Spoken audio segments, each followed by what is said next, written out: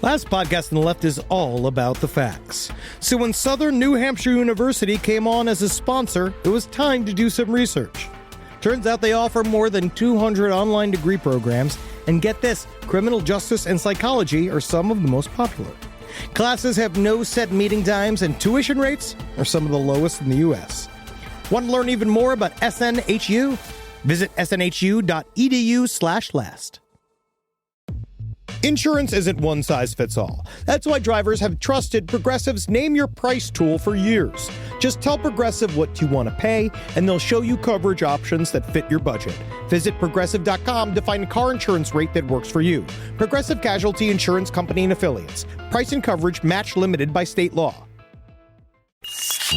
There's no place to escape to. This is the last podcast. On the left. Side stories. From your glade. That's when the cannibalism started. Side stories. Yes.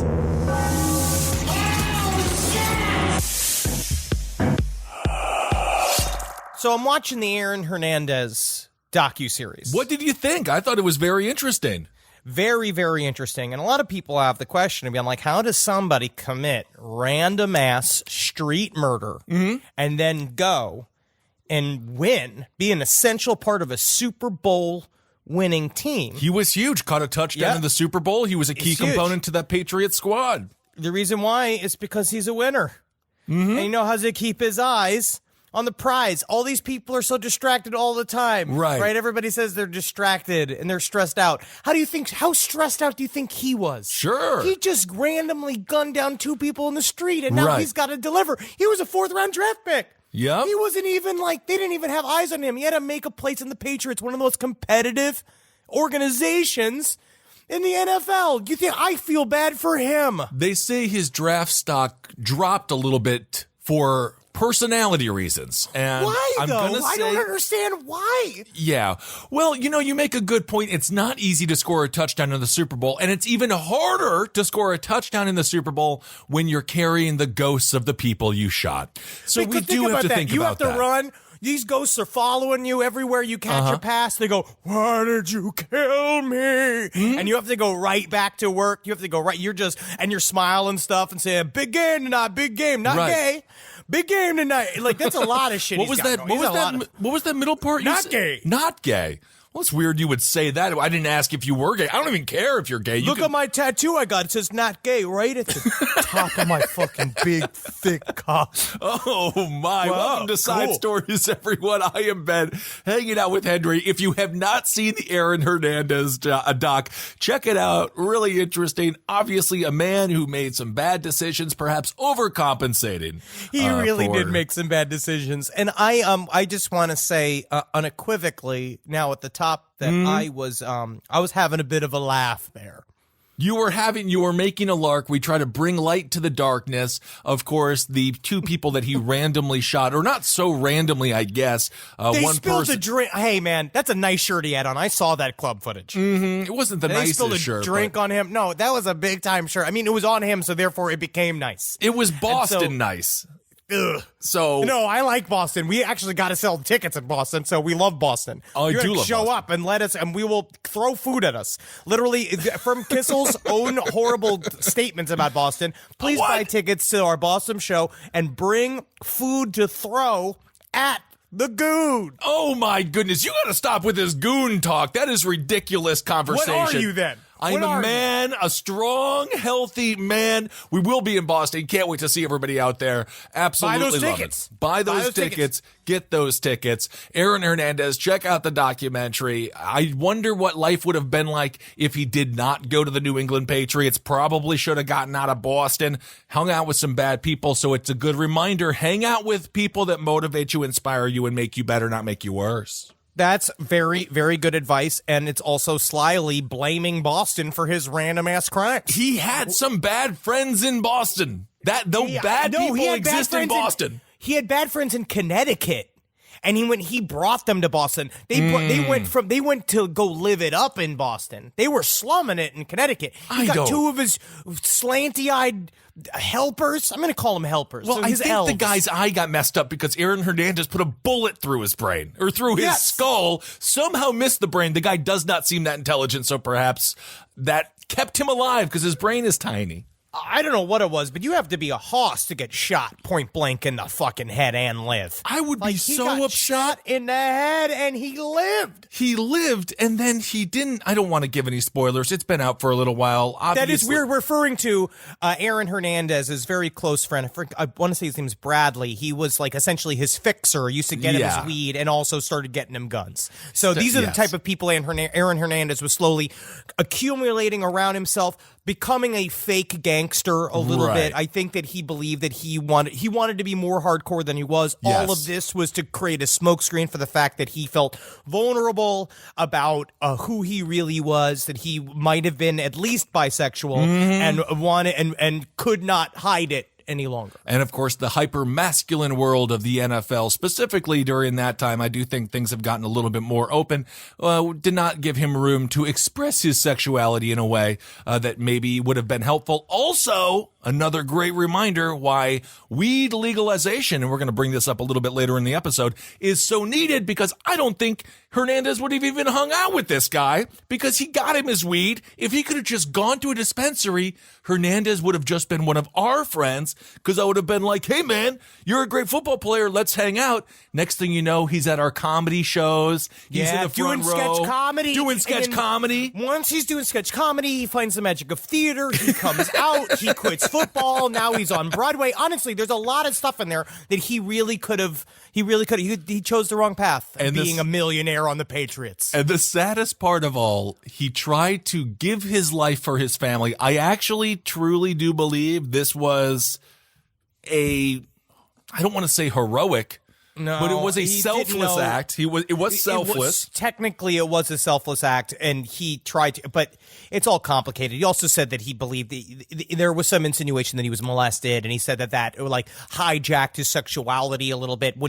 There was a moment in the documentary series when he turns to one of his defense team who was also gay, very large man gay, and he was like, "Do you think that being gay is a choice, or are you born with it?" And that guy looked at him and said, "I think you're born with it." And that guy was like, Aaron Hernandez, like, let it slowly absorb during that time period, which was nice that he actually had even a presence of mind at the second. I think the CTE shit is a little bit of they are blaming the CTE shit. I don't think they're blaming it. I think they're trying to explain the actions. I think there are plenty people. I think there's plenty of football players and basketball players and boxers, especially people in those worlds, especially high contact sports, that have CTE, that don't murder a bunch of people, that don't kill their families like your favorite wrestler Chris Benoit did. A lot of times, not my favorite wrestler, but you have to also be an asshole. I think there's a component to that as well. Much like sometimes the war will change you, so will CTE. I do think that played a component in it. That was a component, although basketball players, their brains are fine because they dribble with their hands and run with their feet. They don't headbutt each other like Chris Benoit off the top rope. Technically, I'm starting to believe that basketball is one of the more elegant sports. Oh, basketball is my favorite. When we went to see that game of champions, and watching those boys run back and forth and do what they do, pass the ball in such an artistic and almost ballet-like style, a system, fluid movements, big jiggly muscles, bumping up and down. Guys with the big long arms tossing that rock around like it's a little old me with a little hat on, just like me, sailing through the air, going through the little baskets, being put in a line of other little men like me on all the trays and stuff. That's got to be fun. I love getting you into sports. It's really nice taking your theater, sci-fi, LRH loving mind and putting it into something that's athletic is really exciting. But it helps me connect to other men. It really does. Aaron Hernandez did take his own life in an attempt to get his family the money. I believe it's called the abatement law in Boston or in Massachusetts. But that did not work out so well. They cut that law out, too. They were just like, no, Aaron Hernandez. But I'm sorry we did sort of like just the spoilers version of a talk about the Aaron Hernandez documentary series. But you take a look at it, those spoilers are out there anyway. Yes, it's exactly. just the facts of the case. The story is so well known. It's we can't really spoil a tale that's already well known. Speaking of basketball, R.I.P. Kobe Bryant, the GOAT. If you are out there and you love a professional athlete or a star, someone that you're just a fan of, shoot them a little love because you never know when they're going to be gone. And also, we have a new rule here at LPN: no helicopters. And this goes out to you, the listeners, as well. This is a company and fan wide statement. And this goes straight to Travis because Travis just took a damn helicopter. Travis stopped drinking, and then he's like, so I don't drink anymore, I don't do drugs, but I'm going to go wrestle an alligator on Saturday. And it's like, Yeah, no, just have thrills. a Coors. I know. I don't want him to pressure him to drink booze either, Kissel. I'm just saying, no more helicopters. No more helicopters. If it doesn't have wheels or have wings that are solid that don't spin, you can't get on it. And that is a mandate for all the 5 million listeners of Last Podcast Network. No helicopters. And I don't even care if you own it. If it's private, you sell it to Gallagher so Gallagher can start his Uber helicopter business. And whoever takes a Gallagher Uber helicopter is dumb enough to die. Someone needs to save Bill Burr. Because Bill Burr is a helicopter pilot now. That's his big hobby. Yes, someone needs to save him. Oh, Bill! I can't lose him like this. I Good can't do it. Lord, I can't lose another hero. I can't do it. Okay? All right. But there is some conspiracy theories, though, around Kobe's a very sudden passing. Do you want to read this conspiracy theory that you came in? We started our conversation today going over news stories, and Henry's like, got a conspiracy about Kobe. And I was like, how the hell? How does that work? It happened so fast. I'm just going to read through this real quick so you can understand what we're dealing with here. All right. So this came from a listener via an IG post. That this man has been hitting this. He's been hitting this very, very hard. Okay. They may have silenced me on YouTube until the 29th, but they will never silence the message. After LeBron James passes Kobe on the all-time NBA scoring list, Kobe's personal helicopter crashes only a day later. LeBron had to pass the 33,644 point mark to pass Kobe Bryant and become the NBA's third highest scorer in history. The 33 is significant. The 6 is significant. And I've been speaking on the importance of the 44 ritual in pro sports for months now. To me, this looks like a ritual sacrifice in order for the LA Lakers to win their 17th championship and for LeBron to get his 4th ring. I believe this was also a ritual sacrifice for the 49ers to win the Super Bowl. Okay. Because, here's the math. Okay. The 49 is the 13. Kobe was born in 823. When you add those numbers, you get 13.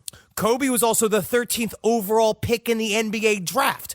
LeBron James passed Kobe on the all-time scoring list when he was playing who? Kissel? Who? The Philadelphia 76ers. Oh, okay. 7 plus 6 equals 13. And Kobe Bryant was born in Philadelphia.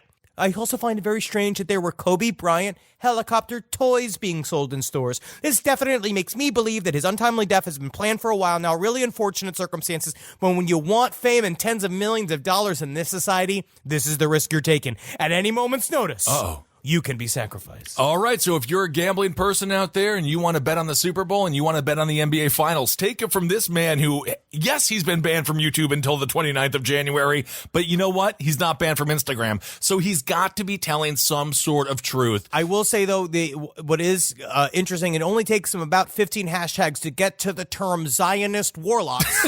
So we know where he's at. Why does it always it wasn't get the top to Zionists? At least it wasn't the top one. He got it in there, but he had to think about it for a while. I do not understand how Zionists come into any of this ever, but somehow they sneak their way in. So if you are a betting man, bet on the 49ers in the Super Bowl this next Sunday and bet on the Lakers to win the NBA championship. And if that does happen, I actually don't want to see the ego of this man, because if you are at the NBA championship game with this man, he is going to be screaming about how he's right. Don't do this. You just created the incel version of Uncut Gems. All right. Well, lastly, an update on a story that we followed very closely. Oh, it's Exotic. It's Joe Exotic. Man. Oh, our man, the Joe Exotic, Mr. Joseph Maldonado Passage has been sentenced to 22 years. The book was thrown 22 years for the attempted assassination. He did a lot of bad things. He did a lot of bad things, and he leaned in, which forced their hand. The jury convicted him of 2 counts of murder for hire, 8 counts of violating the Lacey Act for falsifying wildlife records, and 9 counts of violating the Endangered Species Act. You know, yes, I agree with the jury's decision. He was guilty. I think we all know that. He wasn't even singing those songs, which I think is really a crime against music. Another fake world that it just shows and you can't trust anybody. It makes us very sad. It does. 22 years. My question is, does he deserve to be behind bars for damn near a quarter of a century? Why not just be like, hey, Joe, you got 10 years. Prison is not going to be good to him. Because honestly, it might be. He might be a big old character in there. Sometimes they love their characters. He is a tough guy. He's a tough guy. He deals with tigers. He did attempt to kill Carol Baskin. And he did make her feel for her life. You should listen to that podcast. Yes. The Joe Exotic podcast was actually very, very good, kind of outlining everything that went on. The two of them egged each other on. They deserved each other. But in the end, Joe Exotic, being Joe Exotic, I think that's Joseph Maldonado Passage should not get 22 years in prison. Joe Exotic got 22 years of prison. So you think the jury looked at the mullet, they looked at his weird beady eyes, they saw the sweaty palms, they realized he wasn't really singing those love songs, and they indicted the character, not the man.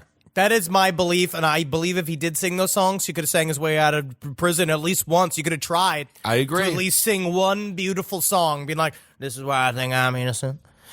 Would a man ever put a gun in his hand? Like, you just do a super inspirational song. Everybody's crying.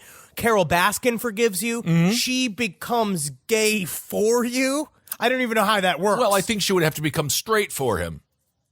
She's a woman. He's a gay man.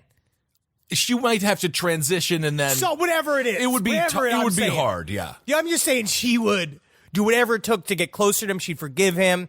And they'd just go raise pelicans together. You know, everyone talks about the jury. They say 12 angry men. Oh, the juries. It just takes one sad, sympathetic juror to throw the whole thing off in a murder trial like this or in a attempted murder trial. You just need one. You just got it. Because, or maybe you need 6. I don't know. I believe in a death penalty case, you need just one. What does that mean? You gotta have a bunch of people in a murder. If it's death penalty. If it's the death, I think so, but I don't know exactly. You don't know anything. By state. You're just saying I know stuff. something. Do you know any of these facts? I know some facts, but all I'm saying is do you feel safer now knowing that Joe Exotic is going to be behind the same bars that he held his lions in? There is a justice in that, I understand. I just feel like it's a little bit long of a sentence for a man who just needs to find himself. He needs to find himself. He's going to see 10 years. If he just plays his cards right and he becomes a chef in prison, or if he finds a good little place for himself and he keeps to himself and he talks about more animal like awareness stuff, more endangered species awareness stuff, like if he can fix it and get everything going, he can get out probably within 10 to 15 years. Yeah, I suppose. And then by then, maybe he will have gotten a lot of reading done. He can work out. He's got a lot of stuff. You know, prison in many ways could end up being constructive for him. Yeah, I suppose so. Some people love it. Some people, it really fits their entire lifestyles because then the pressure is gone of having to put the shit together 24/7. Well, that you don't have to pay your rent. You don't have to do anything. That almost seemed like what Aaron Hernandez was saying regarding prison. He said he treated it like training camp, and the guards were like, he kind of was chill with the whole thing, which is very he was interesting. 23-year-old psychopath. Is what he was that he had no clue. The way you can jump from a 7,500 square foot mansion to a cell and be like, it's cool over here. I think it's cool. Like when he was talking to his wife, you're like, you're an insane person. You can just adapt to whatever. Yeah. Because again, he's just a meathead. He's just whatever I'm going to do. I'm going to lift these weights here. He was a lack of meathead. His brain was deteriorating rapidly because of the CTE. Joe Exotic, the biggest crime he did, paying the person to assassinate Baskin only $3,000, as we discussed previously, $25K minimum. At least. And honestly, if they're saying $25K, a lot of times that's definitely FBI. But again, remember, they are always the FBI. Yes. You have never met a hitman. The only person that you can count on doing the hit that you want, write a $25,000 check out to yourself because you cannot count on other people. That's like what Jim Carrey did when he wrote himself $1 million check and then he later cashed it. But in this case, you're going to commit a felony and not become a movie star. No, I'm saying you got to rely on yourself. If you want dirty things done, you got to be your own naughty maid. All right. Live from your grave. Live from your grave. This is also a bit of an update when it comes to the two missing children. There is no update. Well, the mom has been found, right? Yeah, yes, not on the two missing children, but the mom has been found, and evidently she's having a great time on the beach. Lori Vallow, Chad Daybell, we cover them a little bit. Very complicated story where Lori Vallow believes that she's some form of Mormon prophet. Chad Daybell, her new husband who helped to kill 7-year-old. She got divorced when they met, and then her brother, Lori Vallow's brother, killed her husband, what he said, her ex-husband, which she said was in self-defense. The kids have now gone missing. Chad Daybell's previous wife also died mysteriously after they prophesied that she would die. They're both. The kids are gone. They found them in Hawaii, which is the nearest facts that we have. Right, so they found them in Hawaii. And just to clarify, they found the mom and the new husband in Hawaii, and the children, 7-year-old Joshua Vallow and 17-year-old Tylee Ryan, are still gone, and apparently they were involved in a group, Lori Vallow and Chad Daybell, a group called Preparing a People. And Preparing People is a doomsday organization at the heart of the mystery. This whole thing is called, this is just from insider.com, it was called Preparing a People, which is this sort of, this weird doomsday cult. According to the website, its mission is to prepare the people of this earth for the second coming of Jesus Christ. Following the chain of mysterious events Vallow and Daybell have left in their wake, the organization associated with Preparing a People, called Color My Media, has attempted to distance themselves from the mysterious couple. They're doing the slow walk back, huh? They're doing the slow. They're doing the GIF of Bart Simpson, of Homer Simpson, just going into the weeds. Nothing to see here. The website clarified that they are a multimedia company that put on Preparing a People, which they define as a series of lecture events focusing on self-reliance and personal preparation. It is not a group, and it's not a cult some people join, but it has educational lecture events that can be attended or watched on video. We also do not share any of Chad Daybell's or Lori Vallow's beliefs if they are contrary to Christian principles of honesty, integrity, and truth, or if they do not align with the doctrines of the Church of the Jesus Christ of Latter-day Saints. Wait a second. That right at the end. What? They didn't mention the two dead children. They're like, that's They said they're not into their hobbies. So if they don't support their hobbies of killing their children, then they are covered. That is not a hobby because you can only do it once, and a hobby is something you repeat and repeat and repeat in order to get away from your family, not to eliminate your family. Make another kid. You make a whole new kid, a whole new family to annihilate. That's boom again. Done. Another chip in my armor if I ever run for political office. Just being associated with you. That's the idea. I'm your anchor. I'm keeping you grounded. Chad Daybell, his home has been searched by investigators. They removed 43 items, mostly phones, computers, and other technological devices. The county is still waiting on forensic tests of Tammy Daybell's remains and items seized from her home, so it is probable that we have 4 murders at the hands of this couple that I guess they love each other.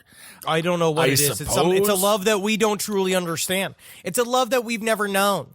You know what I mean? I love Natalie with all my heart. And honestly, if she told me she wanted to do a bunch of fucked up shit and she believed she was a prophetess, I mean, I'd roll with it too because it would be fun, especially when you first meet. Like, you would be fun. Okay, you honestly, Joe Exotic is going to have a hard enough time in prison, but he understands cages. He'll be able to figure it out. if Natalie, you understand that when you go to prison after Natalie tells you to murder a bunch of children, you're just gone from her. And then you in prison, man, it's No.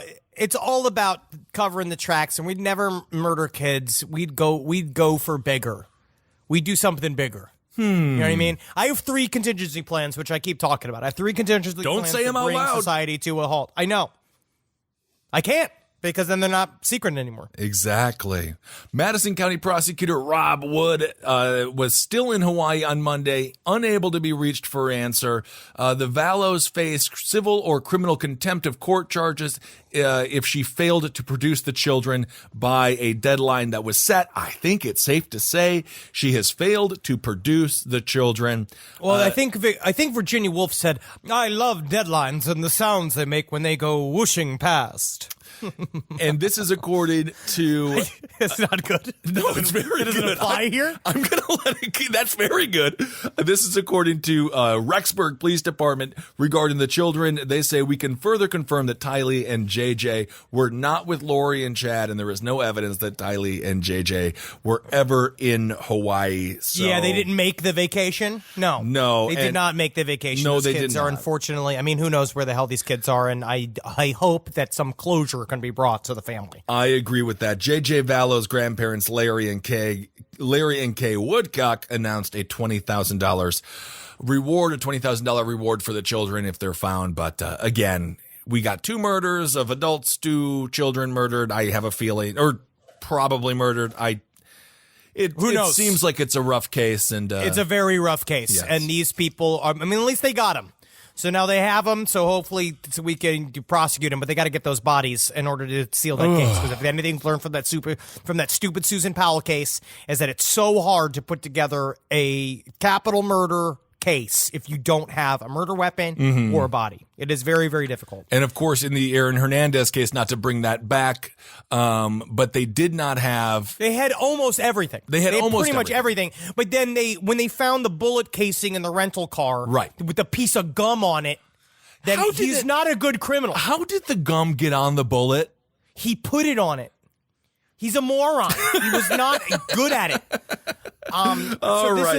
Let me quick little story that I thought was fun, but it turns out it's fake. Watched a traffic agency tweets a photo of Bigfoot. It's really fun. It was a fun video, but it looks like they have now admittedly saying they think it's some kind of joke, or it really just looked like a guy with a hoodie and a backpack on. So for a second, it was almost fun news. Well, you know what I don't like? I don't like police jokes. Remember that the Phoenix We've Lights? always talked about this.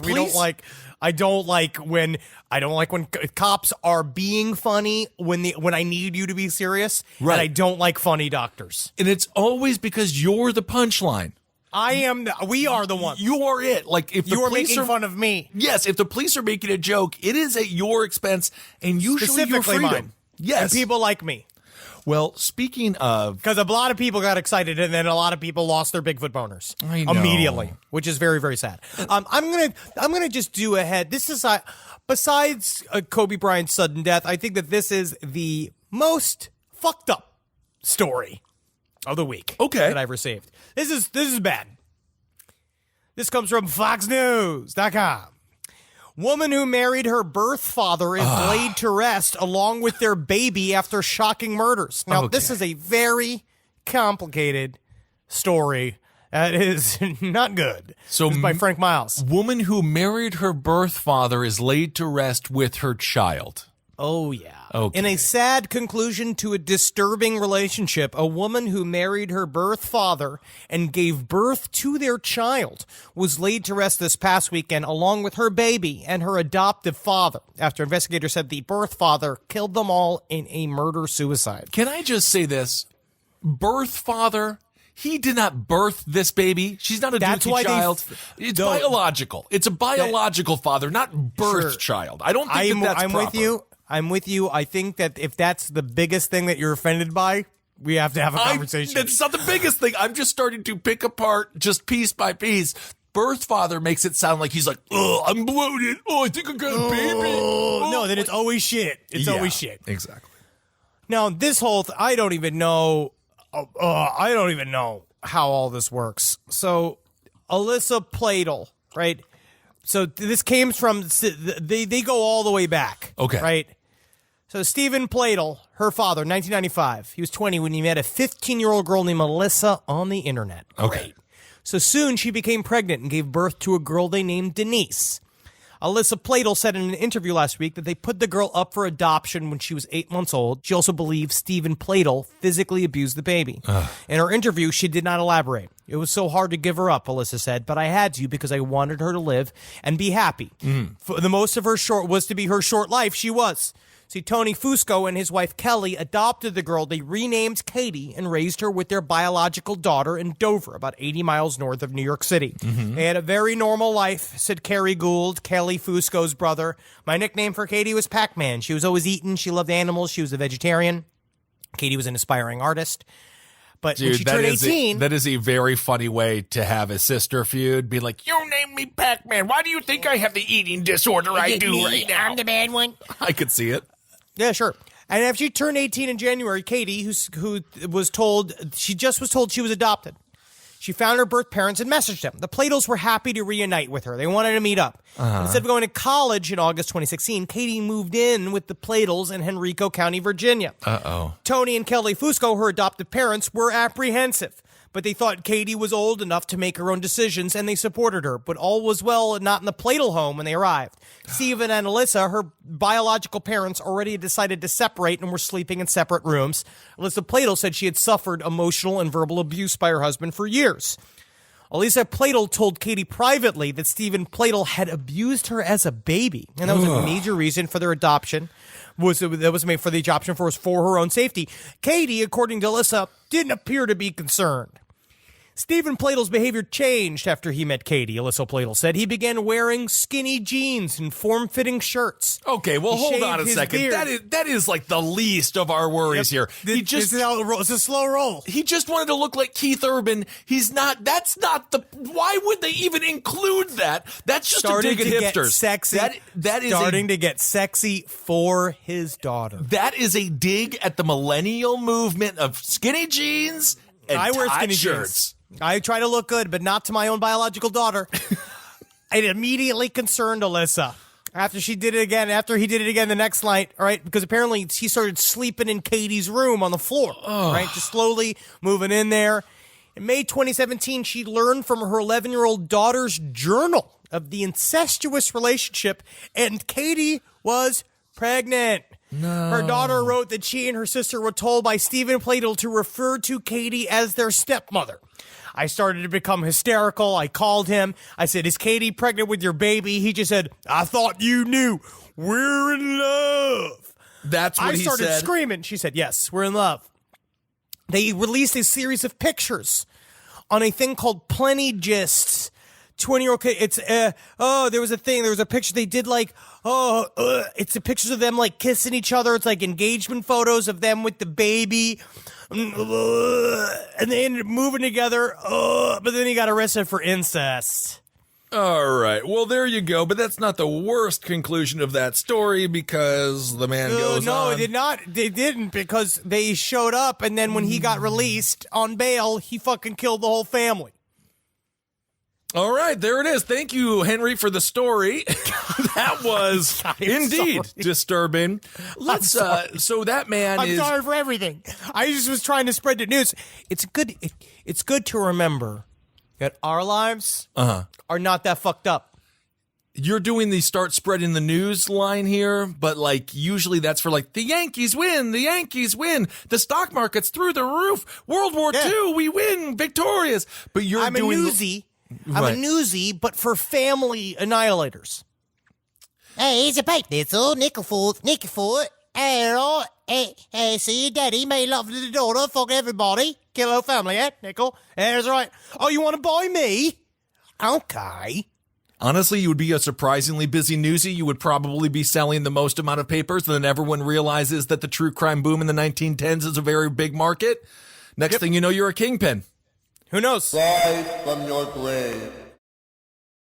Rise from your grave. Well, let's move on to a story of crime, but more innocent crime.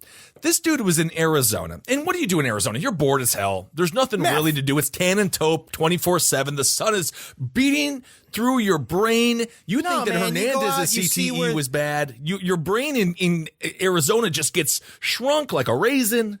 No, you get to go look where all the gems are, and you got all that sand, and there's a lot of stuff to do in Arizona. There is, and there's a lot of walls as well. And what do you do on walls? You tag walls, right? And That's what I do. You know me. We are too. I got the big kiss tag. I do the thing where I do a thing like dogs do, where when I have butthole problems, I just grind my butt against the wall, and then the smear. That's my tag. I'm not even going to talk about what Puffin was licking on the sidewalk the other day like it was ice cream that he had never tasted before. It was truly disgusting, and I still kissed him.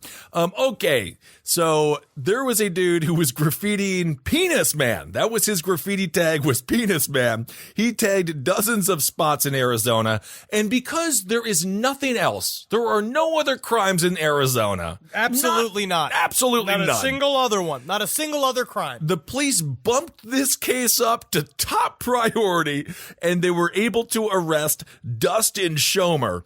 But they didn't just arrest Dustin Schomer. They treated him like Muammar Gaddafi. They treated him like he was a terrorist about to blow up World Trade Center 1.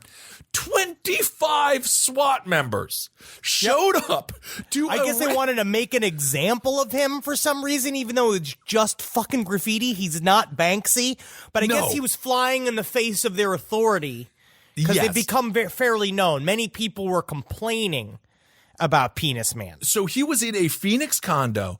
25 heavily armed SWAT members came in. This is what he wrote. He said, they raided my condo and vehicle, swarmed my entire complex in West Phoenix with 25 heavily armed SWAT officers, and pointed a silenced assault rifle in my face. He was booked on 16 counts of aggravated criminal damage, 8 counts of criminal damage, and 1 count of criminal trespassing, all related to the incidents where he spray painted the words Penis Man. I am going to say, we've talked about this, the government program when it comes to getting military equipment to local police municipalities. We talk about that a lot on Abel Against Top Hat. The fact of the matter is they don't need military equipment because the majority of crimes are people tagging words like Penis Man on walls. You don't need the SWAT team to show up. And again, you're in Arizona. There's 5 cults for every square mile. Go do real police work. Oh, yeah, dude. This is I don't really understand. People are very mad because it's like he also did the Tempe Municipal Building. He did a lot of big places. He's saying that he's a copycat. He's saying there's multiple penis men, and then he's only one of them. And so I guess they got a lot of attention on social media, which put a fire under the butt of the police to go and fucking try to really put the hammer down on him. But according to him, I just spent the last 24 hours in Tempe and Phoenix police custody for spraying Penis Man. They raided my condo and vehicle and swarmed my entire complex in West Phoenix. 25 heavily armed SWAT officers and pointed a silenced assault rifle on my face. Anyone with any doubt who the bad guys are here, be certain it's the city of Tempe, city of Phoenix, and Phoenix versus Valley-wide. There's no excuse for pointing an AR-15 in the face of a nonviolent offender. I agree with you. They put an assault rifle in his mouth. They got him good. But he finally says, for the record, I hate the institution of the police, but I do not think every single cop is a bastard. To say they all are is, in my opinion, stooping to their level of profiling. There you go. Some of the detectives I met seem to be genuine Penis Man fans. Penis Man is not, and then he says finally, Penis Man is neither man nor woman, you nor me. We are all Penis Man. That's right. He goes on to tell the Phoenix New Times on Monday. The Phoenix New Times says that he is quoted as saying, I am not the original. There are hundreds of copycats with very distinctly different handwriting. So there are many penis men. And they don't just have to be men. They could also be penis women. Penis men, women. Penis men, women. So he doesn't seem to be the only penis disciple, and it looks like probably. It sounds like it's more of, he's saying it's more of like a thought virus. I agree. So if you're in Phoenix, I think you have a duty to go out there and tag Penis Man many times. Don't do this. Don't call for it. Don't call for a public. I do think that it's important to do this, but it's not officially wink, the policy wink of here at LPN for you to be tagging the cities of Tempe or Phoenix with the words penis. The only policy we have is no helicopters. This is about civil disobedience, Henry. Non-violent civil disobedience. We're not the Weather Underground. We're not blowing things up. Simply tagging the word penis man. The words penis man is We are all penis men. We're all penis men. And don't let the military 1033 program. Oh my God. We need to highlight that, but we'll do that on a different show because then I get all serious and I get mad because these police are heavily armed. And dare I say, it's a police state, folks. But honestly, we have many cop listeners, and I've met many sound, good police officers. My father just partied. You know what I mean? He just enjoyed being a police officer. Yeah, your father partied on the clock, which is why he got to retire early. yes. He got a gift. He got a gift to being allowed to retire super early. Yeah. But that's fine. I'm glad that he did. No, technically your father did it right because when you mess up in certain settings, like especially when you're in a huge union, you just get pushed up to the desk job, which I know in some people's minds is like, oh, I want to be on the streets, but no, my father wanted a desk job immediately. Yeah. He wasn't one of those guys that are like, no, I want to bust some heads. No, he was very excited to be at a desk. Because that's where the real police work happens, y'all. Is really? Yeah. It's the paperwork. What? You know what? It's the paperwork and it's putting everything together. It's putting all these stories and you have to put an investigation together. It takes office work. I could see the prosecutor in a robbery case just be like, all right, give me the files and be like, just look at all the beer rings that are on all the pages. Be like, you guys been putting a lot of hours in on this. Is that right? Is that what? Yeah. You're like, yeah, we put a lot of hours in. More like a lot of sours. Have you ever tried a Sasson? No, my father was not drinking a Sasson. He was or Saison? I don't know how you pronounce that stupid fucking sour beer. That's that sour beer. I don't understand the sour beer. I like a Pilsner. All right, let me take a look at this next story. What kind of beer did your father drink, though? I could see him just as a Budweiser Buds. guy. Yeah, just Buds, right. Every day. He loved them. Almost more than he loved his son. All right, let's get into this next story. This comes from, I'm going to put this out there, though. This is ladled with controversy because there's many accusations flying around, some more credible than not. But I just wanted to talk about it because I think it's interesting. Okay.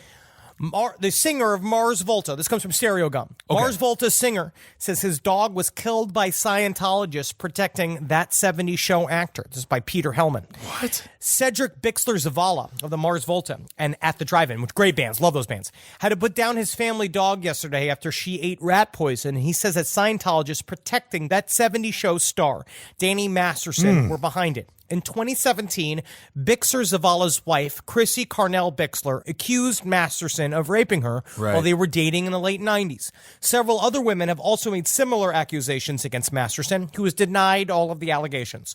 Bixler Zavala and Carnell Bixler are both former Scientologists. Masterson is currently an active member in the Church of Scientology. I guess a lot of this kind of comes from the fact that, I have been talking a lot about LRH recently in a more facetious manner than not. I just approve a cult leader who does not take himself out with the entire group. Well, that is my barometer of who a good cult leader is someone who doesn't make everybody commit suicide. Well, and of course, when it comes to L. Ron Hubbard, obviously, I'm not a Hubbard head. That's Henry's job. Yeah, but I'm a Hubbard head, yeah. Scientology has seemed to take a more nefarious switch, a change with being with the leadership of what's the name of this little guy? David Miscavige. No, he does. Yes. I would say that, but I do believe that LRH was full of shit and it was always bad from the very, very top, but it has gotten more aggressive as time has gone. Obviously, stuff like this happens more often. They are also the weakest they've ever been. Well, don't you think... Not financially, but socially and numbers-wise, Scientology is incredibly weak. But they also seem to be getting harder. They seem to be getting more, insulated because of all the negative pressure. It seems to be... Because they're kicking. They're kicking. Right. They're in a corner, so they're doing more and more Seems to be violent stuff. So he believes that this is connected to the Church of Scientology, that raw meat was found with rat poison laid in his yard. And I'm not saying it's outside of their parameter, because they like to harass people. Absolutely. That's their favorite thing. What are they like called? to ruin your life. They're called the squirrel hunters. Squirrel busters. Squirrel busters. And if you're a furry, that means something else entirely. But when you are a Scientologist, it means you're going for people that are former members of Scientology that have been speaking against the church. Right. So now he has become a public figure against the church, very, very much so against the church. Danny Masterson he is at the center of a swirl of horrible accusations. Absolutely. And he is also he has chosen he has chosen to lie within the strong arms of Scientology for protection. He is pulled in. Meanwhile, other people are getting out. And I believe that Bixler Zavala makes a very good point of saying, if Beck can leave, what the fuck is your chicken shit excuse? Which is words that he says specifically to Danny Masterson. Obviously, Danny Masterson needing the support, needing the financial support, and if he ever has any semblance of a career going forward, it will be actively tied to Scientology. But did you hear this story also, Henry? Sort of in connection with that, Juan Aldurte. He was a rock bassist. He was a rock bassist for Mars Volta. He is now in a coma. January 13th, he got in a very serious bicycle accident. He is now in a coma. This is according to a statement. They say, "Hi everyone, this is Anne, this is according to a statement from Juan's wife. Hi everyone, this is Anne, Juan's wife. While I generally hesitate to share personal details on social media, it felt right to include all of you who've supported Juan over the years, fans, fellow music, and lovers of musicians. Juan was in a solo, no cars, no other people, and very serious bicycle accident on the 13th. He always wears his helmet, but he still sustained head trauma. And now, of course, he is in the hospital. So it is a coincidence, but a strange coincidence, that Scientology has a beef with the singer of Mars Volta, and now the bassist of Mars Volta is also in an accident. Is it connected? Go back and watch the not Justin Trudeau. What's the name of the guy? It's Trudeau something, isn't it? Louis Theroux. Louis Theroux. They're all the same to me. Louis Theroux. Go back and listen. They're not all the same. I know they're not all the same. Very different. Yes, Louis Theroux never wore blackface. Louis Theroux, watch his My Scientology documentary. Justin Theroux didn't wear blackface. No, Justin Trudeau did. Oh, yeah. I can't keep all these names straight. Trudeau with blackface, Thoreau Scientology documentary. So watch that documentary, and they really do a good job of showing what it's like to be an ex-Scientologist and just the colossal pain in the ass that these people make your life. Yes. Get out if you can. Get out if you can. So who knows? But I know it's very, very difficult. I know I'm saying a thing that is easy to say, not easy to do. Absolutely. Get the hell out. Just disappear. Just ghost them. Yeah, but then, of course, because Scientology does have such a lock on LA, it still surprises me. I always go, I love to stay at the Hollywood Roosevelt. They have a lot of property, but because I remember a day, I remember working for a show, and then I was talking with Ed Larson. He experienced the same thing where we were told to never say a bad thing about Scientology, but now they're just fucking punching bags in the city. Really? They don't have the same social power anymore, but they have a lot of property. They do. So they have a lot of money in property. But from what I've seen, when I walk past these buildings, because I am not I do this. I like to look up against the window to look in, and this shit's fucking all empty. Everything's empty. It's all a shell game. They're dying, I think. Really? But not financially. They just have to decide whether or not they're going to flex that muscle one day and what they'll do with all that money. So they're going, which will be very scary. They can do whatever they want. They're going the North Korea route, where nothing is in the buildings, but you have the illusion of success and power. That's very interesting because they still have churches and stuff. They're still active. Like they have I feel like if they were to have their biggest communities are probably in LA and Clearwater, from what I've seen and what I've heard. But honestly, they're kind of on their way out. But don't you think that they still have like an immense amount of really powerful members? They could make a big move if they want. Right. But it just depends on what they want to do with it. It sounds like they're just trying to make as much. They're just trying to cling to that money. And the upper management is just living in a fantasy world until, they still think LRH is coming back. Yeah, they keep the there's light on like a for period him. of time. Yeah, so they're waiting. They're just waiting to see if he'll show up. And if he shows up, I mean, part of me thinks I show up in costume, deep in makeup, shave the beard with a cane, do the whole Willy Wonka thing where I walk up and be like, is it him? And then I do the somersault and be like, yes, everybody, and welcome back. I'm here. Where's the boat? You know what I mean? Like, it'll be so much fun. They'll be so excited. I think that is... I think you could do it maybe a few years from now. I don't think L. Ron Hubbard died as that old of a man, so maybe in 20 years you could pull it off with a little makeup. No, he comes back all young and vibrant like me because I look like a young, handsome Ellerich. Well, that is one of the rudest things that's ever been said about the man. I'm joking, you look great. But they truly do keep, if you go to, I believe it's the UCB in Los Angeles, right across the street. Celebrity Center. The Celebrity Center. Franklin. Up top, there's an office, and they always keep the light on, like their Motel 6 for cult leaders. And it's kind of cute. They're waiting I think it's cute. Like Santa Claus. Well, let's move on to Hero of the Week.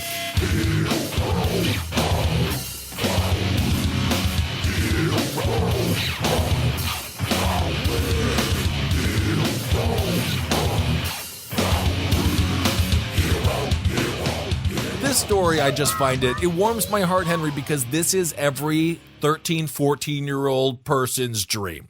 Well, this is I remember fucking cheebing. I was fucking 18 and be like, fucking legalize it. Legalize it. So there was a dude, he was in Wilson County.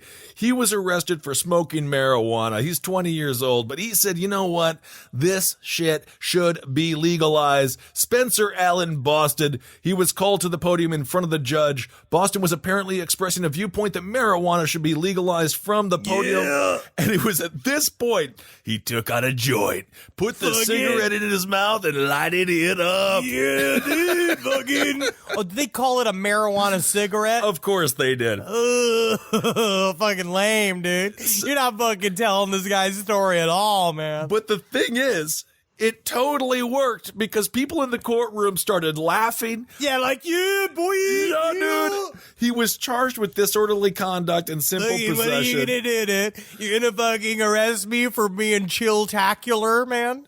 His bond is $3,000. The marijuana that Boston smoked did have a strong odor. It was some sweet herb. Snoosh, dude. Fucking smoking that fucking regs, dude, in there, man. The bad shit. So there you go. That is every fucking eggs in there, man. Everyone's dream. He's got long hair. Dude. Fucking judge, you think you're gonna fucking come for my ass, dude? I'm fucking living on beats. He looks like a young Big Lebowski, got a little beard going on. So there you go. Can't fucking catch me, dude. Time's a fucking construct, man. I'm 7 hours ago, man. I'm 4 hours from now, dude.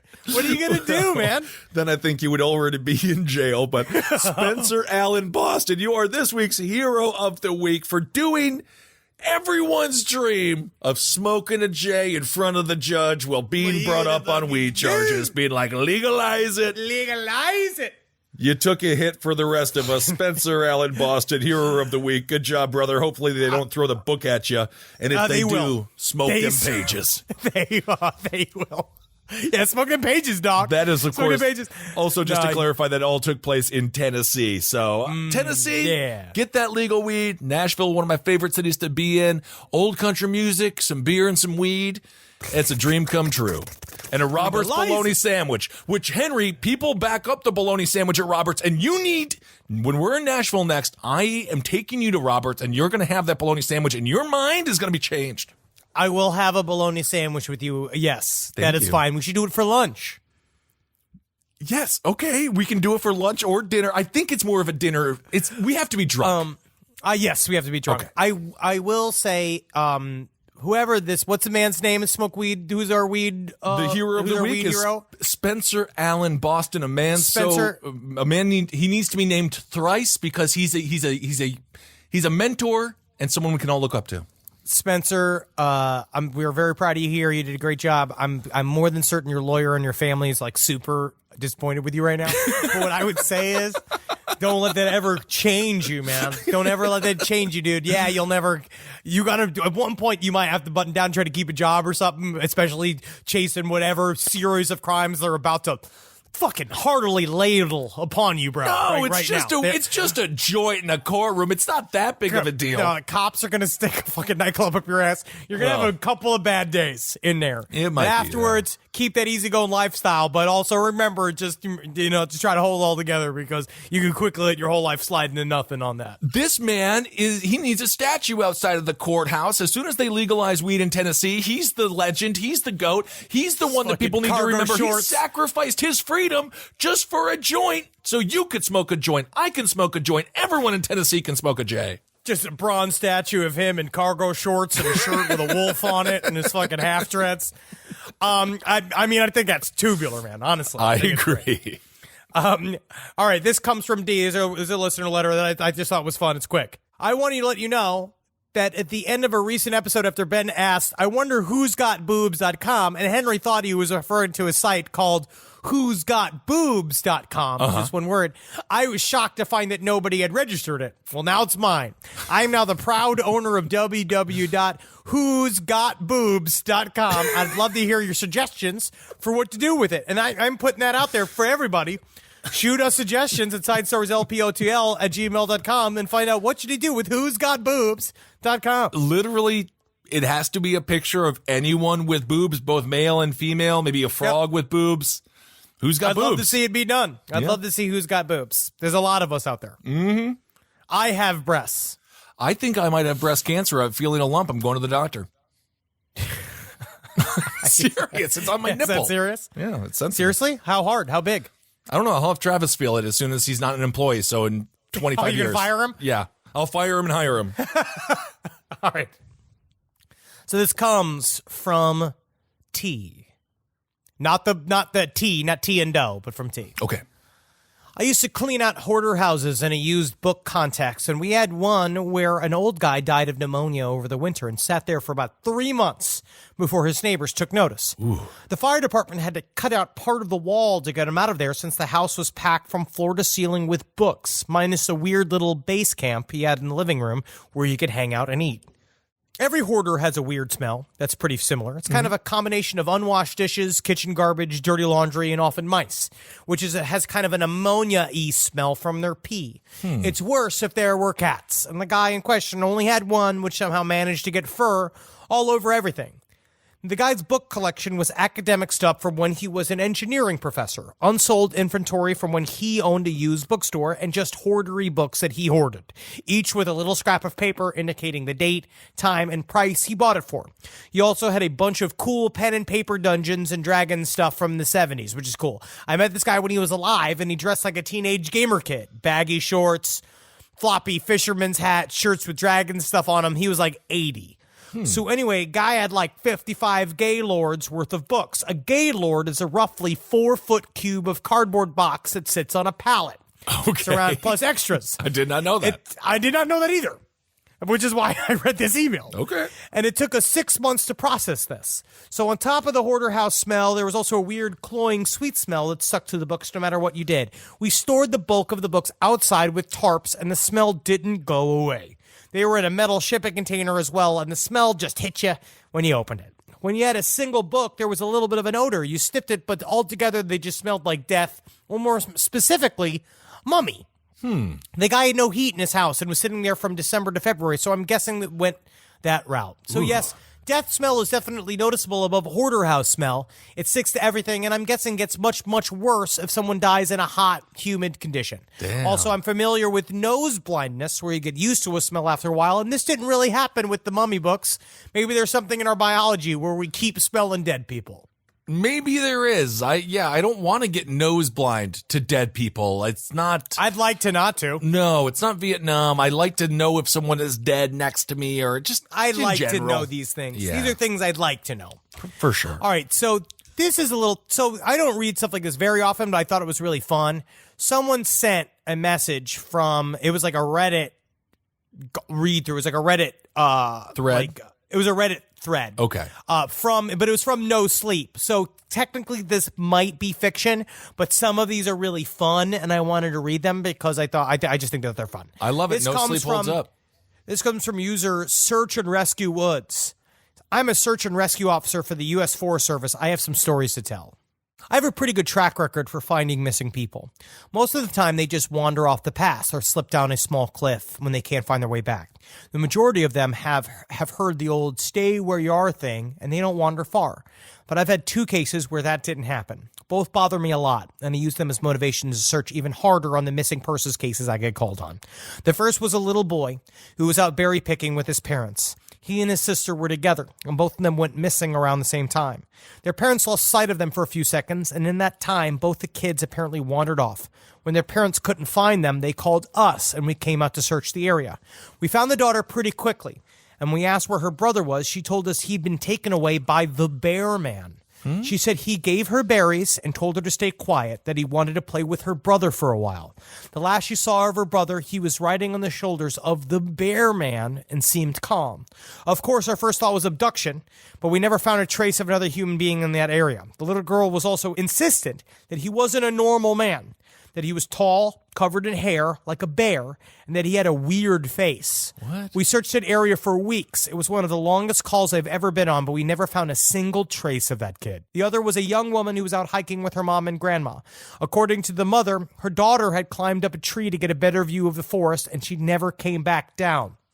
They waited at the base of the tree for hours, calling her name before they called for help. Again, we searched everywhere, but we never found a trace of her. I have no idea where she possibly could have gone, because neither her nor her mother or grandpa saw her come down. I am very close to putting a ban on all national parks. It seems like there is a lot of stuff going on in these national parks that we can't explain. We've talked about this on episodes of Last Podcast on the Left. God, that's freaking horrifying. You ready for some more fucked up ones? Sure. I was teamed up with another SAR officer because we'd received reports of bears in the area. We were looking for a guy who hadn't come home from a climbing trip when he was supposed to, and we ended up having to do some serious climbing to get where we figured he'd be. We found him trapped in a small crevasse with a broken leg. It was not pleasant. He'd been there for almost 2 days, and his leg was very obviously infected. We were able to get him into a chopper, and I heard from one of the EMTs that the guy was absolutely inconsolable. He kept talking about how he'd been doing fine. When he got to the top, a man had been there. He said the guy had no climbing equipment. He was wearing a parka and ski pants. What? He walked up to the guy, and when the guy turned around, he said he had no face. It was just blank. He freaked out, and he tried to get off the mountain too fast, which is why he followed. He said he could hear the other man all night climbing down the mountain and letting out these horrible, muffled screams. Damn, all right. So this is a scary one. I love This is it. another real fucking scary one. I love these. One of the scariest things I've ever had happen to me involved the search for a young woman who'd gotten separated from her hiking group. We were out until late at night because the dogs had picked up her scent. When we found her, she was curled up under a large, rotten log. She was missing her shoes and pack, and she was clearly in shock. She didn't have any injuries, and we were able to get her to walk with us back to these base ops. Along the way, she kept looking behind us and asking why that big man with black eyes was following us. We couldn't see anyone, so we just wrote it off as some weird symptom of shock. But the closer we got to the base, the more agitated this woman got. She kept asking me to tell him to stop making faces at her. At one point, she stopped and turned around and started yelling into the forest, saying that she wanted him to leave her alone. She wasn't going to go with him, she said, and she wouldn't give us to him. We finally got her to keep moving, but we started hearing these weird noises coming from all around us. It was almost like coughing, but more rhythmic and deeper. It sounded insect-like. I don't really know how else to describe it. When we were within the base ops, the woman turns to me and her eyes are about as wide as I can imagine a human could open them. She touches my shoulder and says, He says to tell you to speed up. He doesn't like looking at the scar on your neck. I have a very small scar on the base of my neck, but it's mostly hidden under my collar. I have no idea how this woman saw it. Right after she says it, I hear that weird coughing right in my ear, and I just about jumped out of my skin. I hustled her to the OPS, trying not to show how freaked out I was, but I have to say I was really happy we left that area at night. Damn, all right. A couple of creepy stories. Reddit holding up. No sleep. That was scary. All right. Well, I think it's great to end this episode on some true creepy spaghetti. We haven't had we don't know if it's true. I'm going to say it's on No true. Sleep. Yeah, I mean, I like it to be true. I think it's fun. I think that it's a fun game to play with our minds. right. It's true it's to the extent that somebody wrote it down, thought of it, and put it on the internet. So it's true to that degree. It was written down.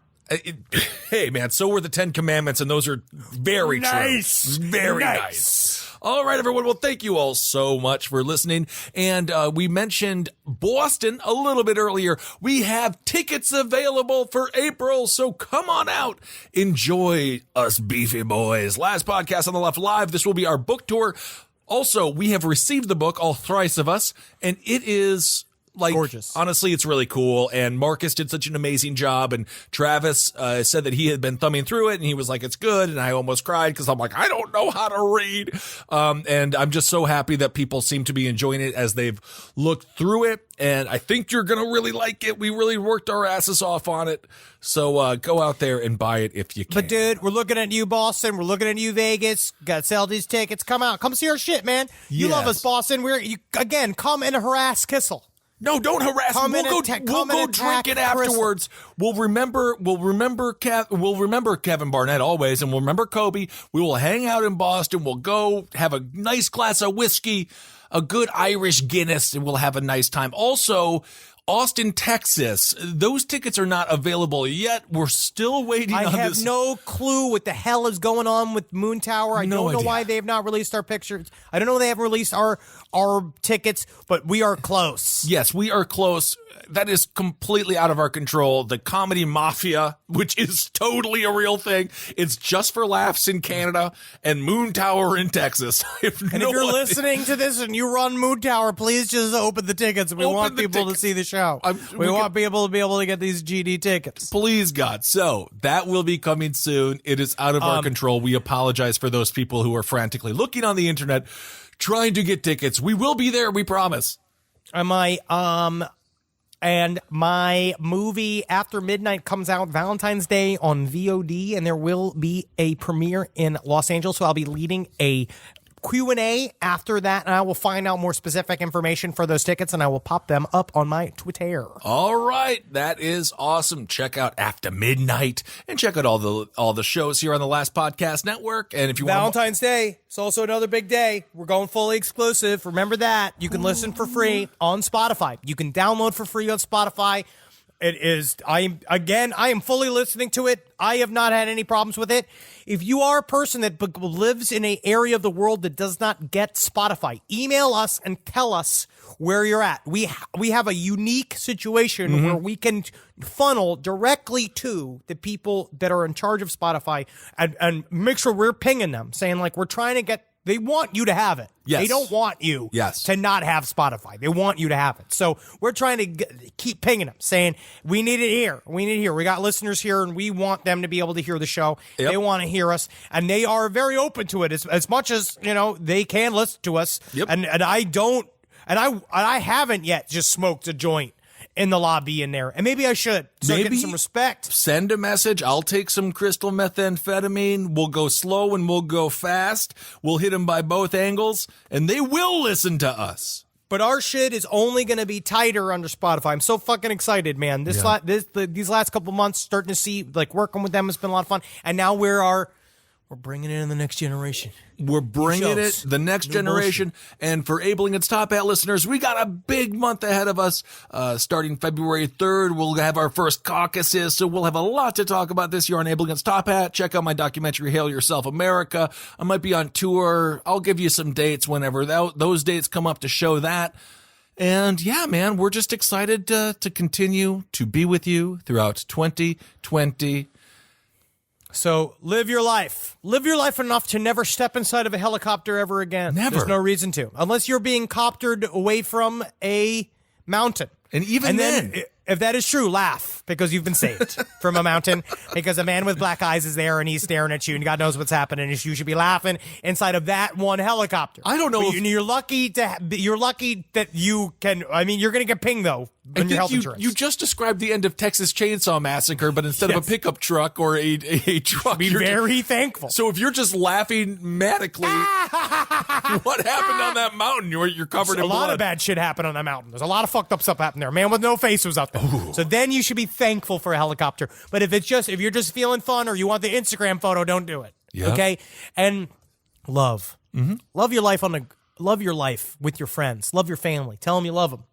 Because you never know when the earth will literally crack open from underneath you and swallow everyone that you love. I've been watching on Instagram, they have the things like, what if it happened? And there was one where it's like, what if the earth gets sawed in half? And I'm like, I don't need to think about doing this, to me? Now I have to. Why do I have to do this? Why do I have to think like this? All right, everyone, thank you all so much for listening. Hail yourselves. Hail Satan. Magustalations. Hail me. No copters, no helicopters, no matter what. I'd say I'd be wary of escalators.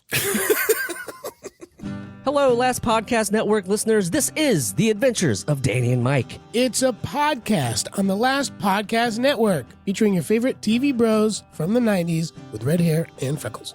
Hopefully he's referring to me, Michael C. Morona, or himself, Danny Tamborelli. I'm referring to both of us. That's cool. But you're not referring to me, Jeremy. Who's that guy? No, who knows? Who cares? Let's move on. Check us out weekly on the Last Podcast Network. You can find it anywhere that you get your podcasts. Find us on your FM dial at WLPN. No. Wait, Mike. It's not. This is not a radio station, man. What this is podcast. What have I been listening to this whole time? I don't know. CBS FM, I think. The dial just came off in my hand. Anyway, check us out. LastPodcastNetwork.com. Yeah, call in and let us know how you feel at 347-470-8150. Or The Adventures of Danny and Mike. Cousin Brucey coming at you. Easy. This show is made possible by listeners like you. Thanks to our ad sponsors, you can support our shows by supporting them. For more shows like the one you just listened to, go to lastpodcastnetwork.com.